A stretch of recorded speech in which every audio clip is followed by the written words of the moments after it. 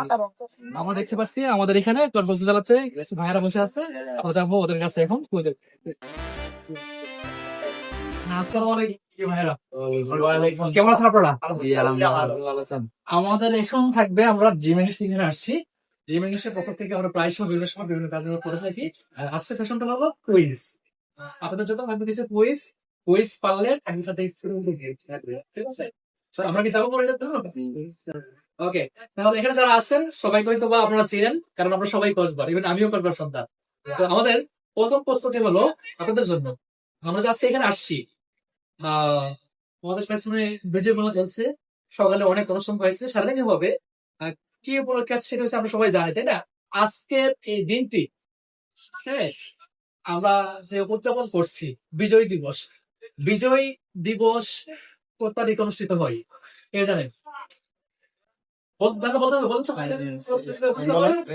বিজয় দিবস কত তারিখ অনুষ্ঠিত হয়? কত তারিখ? কত তারিখ? সবাই তো পারে, তাহলে কি আমি আনসার দিব?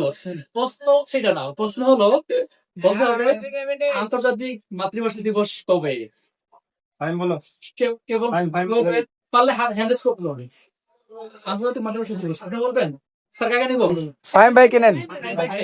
সবাই ফাহিমের সাপোর্ট জানি না কেন, হয়তো বা জনপ্রিয় মানুষ এই জন্যই। আচ্ছা, তাহলে আমরা যাচ্ছি ফাহিমের কাছে। ফাহিম ভাই, আপনার প্রশ্ন হলো বিজয় দিবস না, বিজয় দিবস উঠতে আসছেন, আন্তর্জাতিক মাতৃভাষা দিবস কবে?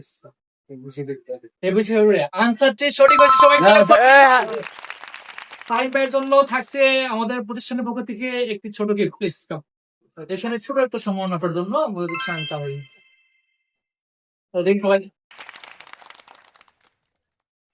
Thank you so much sir.